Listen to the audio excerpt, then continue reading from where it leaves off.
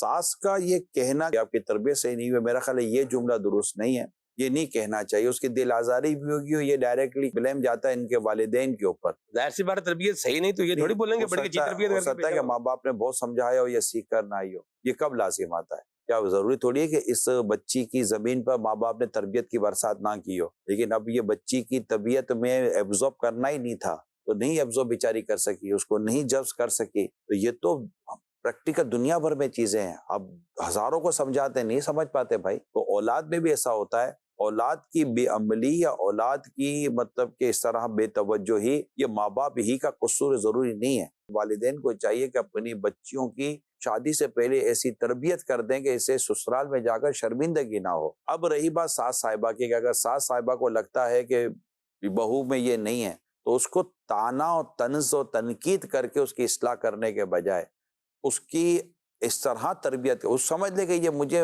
ایک آئی ہے تو یہ بیچاری مطلب کہ کوڑی آئی ہے، اتنی اس کی تربیت نہیں ہوئی ہے، یا تربیت ہوئی ہوگی تو اس نے لیا نہیں ہے. تو اس کو پیار اور محبت سے بھی تو سمجھایا جا سکتا ہے.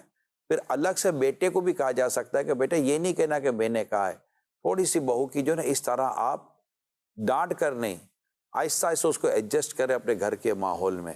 تو یہ آپس میں انڈرسٹینڈنگ کر کے ایک نئی آنے والی لڑکی کو آپ کے گھر کے ماحول میں ڈھالا جا سکتا ہے. ہو سکتا ہے اس کا گھر کا ماحول جس گھر سے یہ آئی ہے وہاں ایسا ماحول ہی نہ ہو جہاں لائٹیں بند کی جاتی ہیں، یا ماحول ہی نہ ہو جس طرح اس طرح پکایا جاتا ہے. ہو سکتا ہے ایسا ہو، لیکن اب آپ چاہتی ہیں کہ یہ بہو میری جو آئی ہے ہمارے گھر کے ان ماحول اور اصولوں کو یہ ایڈاپٹ کر لے جو ہمارے گھر کے اصول ہے. تو اس کو طنز کر کے طعنہ کر کے تو پھر وہ نہیں کرے، وہ چڑ جائے گی، اس کو غصہ آ جائے گا. وہ بھی انسان ہی ہے نا، کوئی مطلب کہ پتھر کی تو ہے ہی نہیں. تو اس کو عموماً ہمارے یہاں کہتے ہیں کہ گلاس سے پانی بھرنے سے پہلے اس میں سوراخ کر دیا جائے تو پھر اس میں پانی کہاں سے جائے گا. تو جب آپ کسی کو اس طرح ڈانٹیں گے، جھاڑیں گے، اس کی بے عزتی کریں گے، اب اس کے بعد آپ بولو کہ یہ میری نصیحت نہیں مانتی یا میری بات نہیں سمجھتے، تو سوراخ تو پہلے ہی آپ نے کر دیا تھا. تو یہ کرنی پڑے گی تربیت. ایک بار پھر میری ان تمام تر اسلامی بہنوں کو جن کی ابھی شادیاں نہیں ہوئی ہیں ان سے میں ایک بار پھر درخواست کرتا ہوں کہ میری بچیوں گھر گھرستی کا طریقہ سیکھ لو.